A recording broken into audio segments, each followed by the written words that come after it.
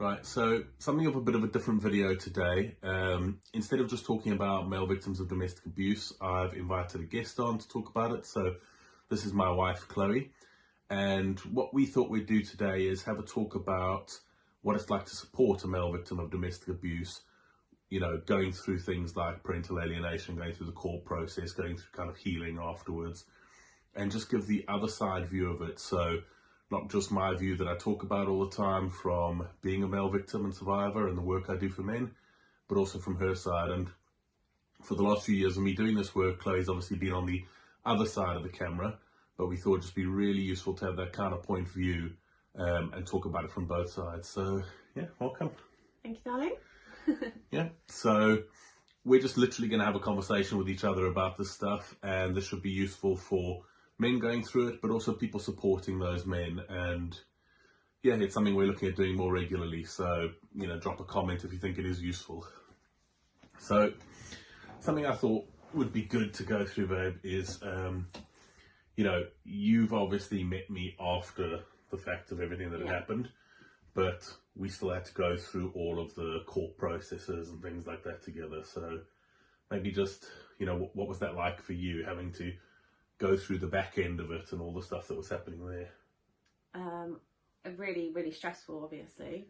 It's really hard to not just go through that, but actually watch you go through that and watch you be put through that as well, because you didn't deserve any of it. And obviously with the whole court thing, it comes with all of the allegations that aren't true. So it's like a massive mix of emotions. It's why us? Are we going through this? This is really unfair. Literally like a massive smear campaign against you, which is disgusting in itself and really unfair. So yeah, it's just really, really stressful, really hard to deal with. But obviously we got through it. Yeah, and what do you think was kind of the key for that? So I'm sure a lot of people watching will be thinking, well, there was a smear campaign. How do you believe the person when they're going through this? How do you get through it together? How do you actually support each other through this? How do I believe you that you're telling the truth? Yeah. Well, I mean, everything she was saying, I knew to be untrue because I know you. So if you were the kind of person she had made out you to be, you would show those traits and those behaviours to me. But you've never once treated me badly, ever. From the first time I met you to now, you've never treated me badly, never done anything wrong. So if you're that kind of person, an abusive person, a narcissist, you can't not be that person for this long. We've been together long enough, and we had been together long enough before the court started, that I knew that it was just a load of rubbish, basically. Yeah. And I mean, obviously it was a massive, massive support for me to have you believing me, supporting me, helping me. You taught me a lot about all of the things that we talk about, like domestic abuse, narcissism, stuff like that. But, what would you say for people who are going to support a man through all of those things, like false allegations, just court hearings, just even, getting over the abuse? Parental alienation is obviously a huge thing. Like what do you think is a key to support? You have to learn a lot. Luckily or unluckily, I don't know whichever way you want to look at it, I have been through this myself on the other side as a woman, and luckily I knew a lot about abusive relationships and what a narcissist is. I think if I hadn't, it would have been a lot different. We would have found it a lot harder. I wouldn't have understood. So I could step back slightly and know that it's not personal. These people do this to anyone and everyone. It wasn't just an attack on you. It wasn't just an attack on us. So it was actually kind of a lucky thing that I knew so much about it, whereas I could then support you. We taught each other, and now I've learned loads off of you because I just knew a little bit, which then taught you, and now you've been doing all of this, now we know loads. So I think if you are supporting someone through this, whether it be your other half or, I don't know, your sibling, your daughter, your son, you have to learn. you have to learn about abuse, how it works. You have to learn about coercive behaviour. You have to learn about narcissism. If you don't, then it's a really difficult thing to go through, because it's so personal and you don't understand why these things are happening. Whereas actually, if you learn about it, you don't understand why a person acts like this, but they just become this type of person, and it's textbook. You know kind of what their behaviours are, you know what they're going to do, you know it's not personal to you. So it kind of makes it easier to deal with. And obviously then you get to learn that anything they say is a lie. So the false allegations, you know, is a lie. But because I knew you anyway, it was easier. Yep. So just learn. You have to learn so much. I think it's really interesting, because whenever I give a podcast or an interview and people say to me, what's the main tip you'd give to men going through this? It's always learn. Oh, yeah. Learn about the stuff, understand it, you know, apply what you've learned back in your relationship so you can see that it wasn't you, it was them. So I think it goes both ways then, for supporting someone and for being the person being supported is learning. Definitely. So I think then it kind of removes you from being right in it. You kind of step back and you can look at it from a more like, I don't know what I'm trying to say, like a learned way. Do you know what I mean? A different perspective, because this person is a narcissist, and no matter who you are, they'll treat you like that. So when you can remove that, oh my God, why me? Why are they being so horrible? Why are they putting me through this? They'll put anyone through that. Yeah. And once you learn that they all do these things and it is textbook, it kind of makes it easier to deal with, because when you're dealing with this, everything you take so personally. And when you can remove that a little bit, it does make it easier. I think it helps shift the blame as well, because you often end up blaming yourself, like, why did I let this happen to me? Oh, yeah, definitely. And then you learn about it and you realise you didn't let something happen, they just did it to you, and they will do it to everyone. Oh, yeah. And you know, I get a lot of people saying, like, this would never happen to me and I'm too mentally strong for this, but it just doesn't work that way. And these people are clever and cunning and like honed in manipulation, so it can, doesn't matter if it's a woman, a man, a smart person and a not so smart person, rich, poor, it can happen to anyone. So that's something I think people need to take away. Definitely. And it's really hurtful when people say, oh, it wouldn't happen to me, because it might do, because it could happen to anybody. Yeah. Because they do it in such a way where it creeps up on you and you don't actually realise. And it's just little things that then build up, and by then, you know, you have your trauma bond, and by then you doubt yourself, and so it's difficult. I think a good topic to talk about is court, because obviously, I mean, we went through an awful lot of court appearances and court hearings for various things, and obviously I was the one going into court the whole time, but you came with me, and you know, you had to wait outside, but you came and supported. And I guess it's different, you know, so for me, you know, I was crapping myself every time I went into court. It's stressful, it's horrible, you don't know what to say, you don't know what lies are going to come up. I got treated terribly by judges. It was just it was just an awful experience.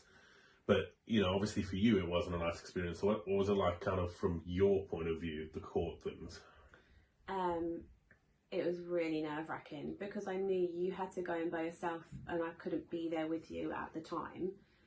And it's our life that is in someone else's hands. So this judge, or whether it be for financials, whether it be just the divorce, whether it be for the kids, it's like your whole life is in someone else's hands, and you know it's not going to go well because you're the man, so they'll believe everything she says. So it's really nerve-wracking. You're not in control at all. And I just used to think, God, you know, this is a lot to go through. For you to physically and mentally be in there, for me not to be there next to you. And also I felt like, why can't I just go in there and defend him? Like, I want to defend you, and this is our life. And she's lying, and it's so unfair. I just thought the whole time, this is so unfair. Really, really unfair.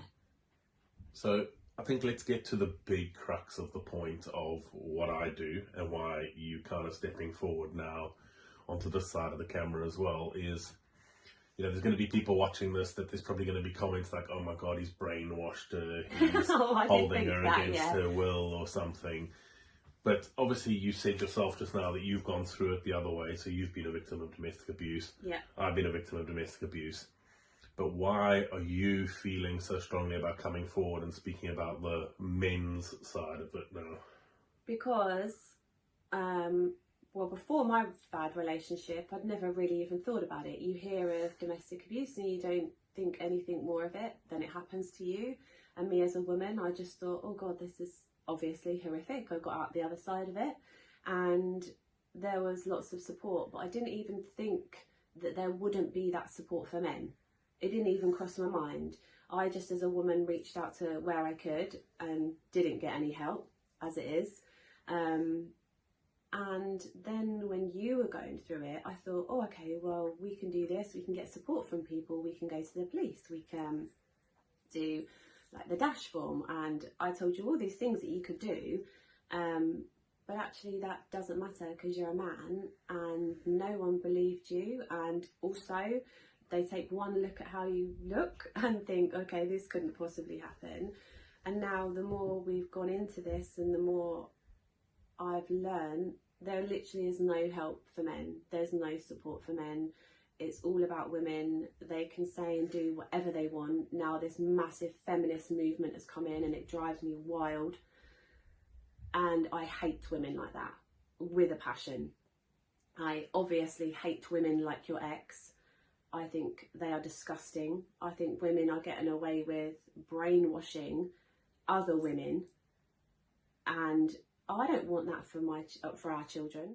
So we've got 2 girls and I don't want them to look up to these women. I don't want them to follow their advice. I don't want them to think that all men are bad, because they're not. Men are bad, some men are bad, some women are bad. That's just how it is. And it's made at the moment like this massive narrative that everyone is going for. Anyone who's anyone, like feminists, government, politicians, whatever. All men are bad, all women are amazing, all women should be believed no matter what they say. But what about men? Not all men are bad. Why are these feminists putting so much hate on men? Like, surely everyone's got a dad, a brother, even these women have got sons. So they're being brought up in a house with what I would say is toxic feminists, like the whole toxic, like the manosphere and the masculinity. That's a load of bollocks. Like, some men are like that. They are like what you would call typical blokes, whatever. But these women are like extremists for hating men, and they are trying to help people, but they're not. They're just brainwashing, and it drives me mad because I don't want our girls or any other girl looking up to them. I don't want victims either falling into the trap that all men are bad. Like women, and obviously you've not brainwashed me, obviously you've not made me come on here and say, but women aren't like, I'm not like that. I've been in a horrific relationship. I've had horrible things happen to me, and I know that not all men are like that. So I just really want to push back on the feminist, men are bad, no man should be believed. They have gone this bandwagon of false allegations aren't real, and they just downplay everything, men's mental health, just everything. And we know, you know, obviously, you tell me that the highest percentage is men with suicide, and it's because of women like this. It stems from women like this, and I don't want that for my boy. We don't want that for our boys. I don't want that for, you know, my brother, any man. I don't want that for, because anyone, no matter your sex, can be good or bad. But I just don't know what this narrative is. It drives me mad. And I think we always say that you know, anyone who gets abused should have help, whether they're male, female, whatever. Anyone who abuses someone's a scumbag. Like, it doesn't matter what gender they are, what race they are. And you know, we often end up helping female victims, even though I do work for promoting about male victims. We just help anyone who comes along. And, you know, it's not a case of we're only going to look out for men and take away from women. It's just absolutely not. Whereas women do have more support services available for them, do have more funding available from the government, do have this whole narrative going that all men are evil. So men just don't have that support. You can't get on the phone and be like, oh, this has happened, and they'll put you up anywhere. They just won't. A woman can. Yeah. So where's a man going to sleep in his car, which we know happens all of the time? Yeah. Well, with domestic abuse victims that are male, most of the shelters available for them are just generic homeless shelters. They're not actual they're not even male proper, male yeah. domestic violence shelters. So Yeah. you know, I think it's good that there are women like you and women speaking out about it. And I think, you know, we obviously talk to hundreds of people a week about this topic, and I think, you know, 99.9% of people are on the same page, that good people are good, bad people are bad, everyone should get help. But it's the toxic ones who are shouting the loudest, and these radical feminists who are shouting about, you know, oh, there's another, I've literally had a comment to one of my pieces of content earlier, oh, there's another man saying that, you know, men don't do anything wrong. And never are we saying men don't do anything wrong. It's not that, yeah. Men need support, women need support, but we need more support and to break the narrative. What we're fighting for is equality. Something that women, feminists, have fought for a really long time, which is good because we did need that. And then it got to the point where it was equal, and now that's not enough for them. And now they're going to the extreme where we're trying to just get rid of men almost. Yeah, and I think that's not equality. No. The way I see it at the moment, women are up here, men are literally down there, and it needs to be like this. Yeah, I think actual equality, whereas what feminists say is equality is not. It's not female superiority. Yeah. But, you know, yeah, things needed correcting in the past. You know, it used to be a case of, like, if a woman was getting divorced, she would have to march up and down the aisle so the judges could look at her to see what kind of figure she had, whether she could get remarried again. So stuff like that obviously is wrong. And now it's kind of gone, the other way. Completely the other way. So we need to correct it. Yeah. But with so much, you know, even all these things in the government pushing children to say boys need to be taught about toxic masculinity and misogyny and whatever at school. But it should just be all children should be taught to respect each other and treat each other well. Yeah. That's a very simple thing. Yeah, I don't know why there's such a massive thing against men. They're going to go to school, grow up thinking they're the problem. And then they're going to look to the wrong people for guidance. Yep. Like the Andrew Tates. Yeah, that's where it comes in, that people are going over to those extremists because they don't know where else to turn. Especially boys that don't have like a role model. Maybe their dad's not at home because of their mother, maybe. Yeah. And they have no one to look up to, so they're just, you know, sometimes teachers are too scared to be that role model because they don't want to get too close to their students. They're too scared to go against the narrative that actually men should be men and boys should be boys. And, you know, I'm very traditional anyway.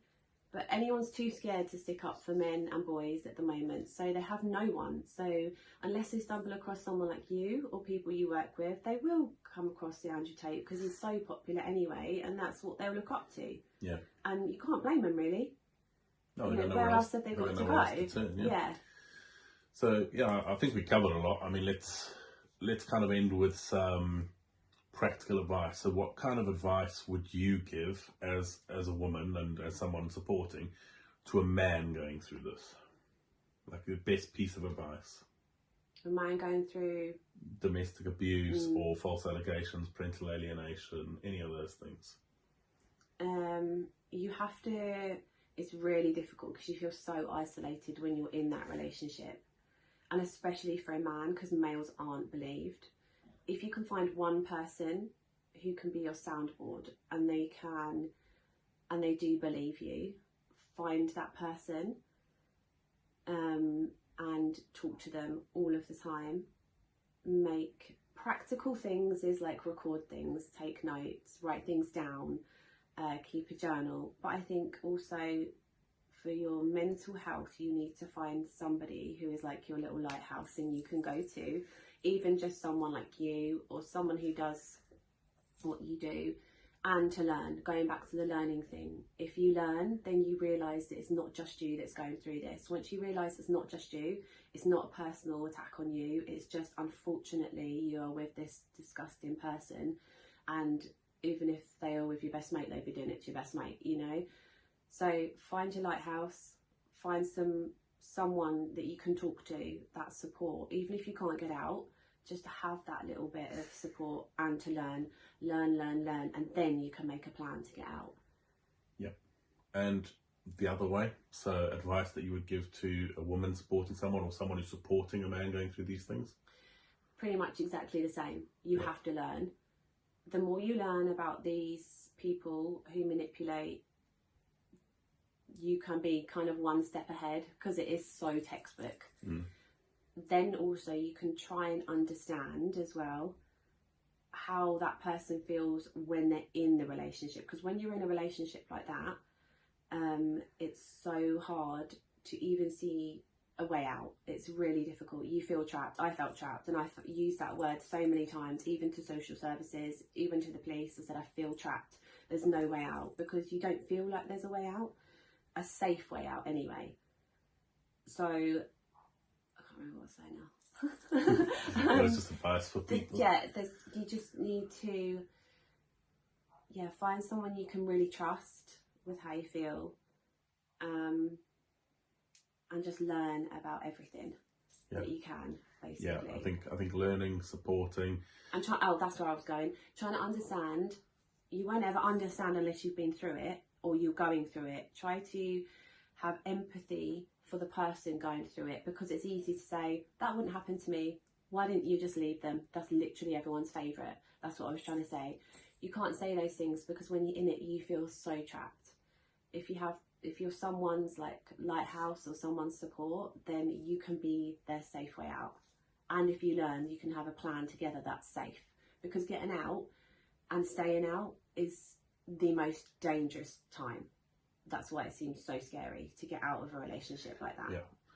And I think something people don't understand is when you have someone who supports you, like you supported me, or even someone who just reaches out to you and says, are you okay? Or I believe you, or listens to you, that makes the world of difference to someone. It's the difference between ending up probably not here anymore and carrying on and building a new life. So make sure, whether you're a guy, a woman, whatever, reach out to someone, just check in on them, listen to them. You don't have to do anything more than that, but just make sure you're doing that for someone. And I think, so use you for instance, if people had questioned you a little bit more, maybe pushed you a bit more when you were at work, these little things like the bruises you had, like the marks you had on your body, like the fact that you didn't have any of your own money, you didn't have your own lunch, little things that you think maybe, that's not quite right. Or if someone's talking about a relationship and you think, that's not right,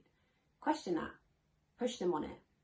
They'll probably clam up, but just let them know that that's not right. So you are going to believe them if they say, well, actually, this is happening.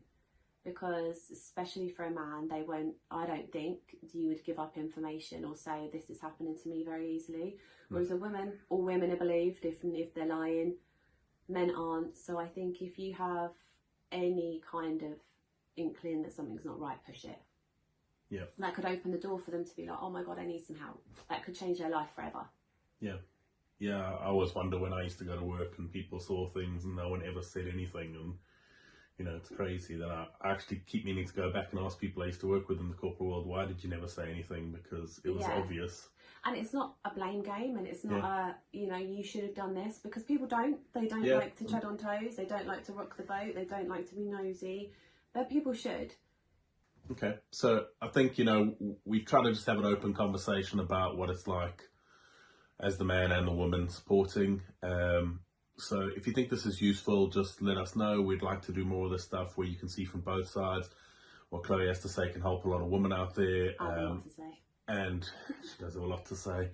And, it's always interesting hearing from that point of view. And I think it can actually also help a lot of guys realising, when I came out of it, I thought that was it. My life was over. I was already, close to 40 at that point. And I thought, there's no way. And, now I'm happily married. And life has moved on, but it takes time and it takes effort. So, let us know what you think, and we'd like to do more of this. So, like and subscribe to the channel, drop your comments, and let us know. Cheers.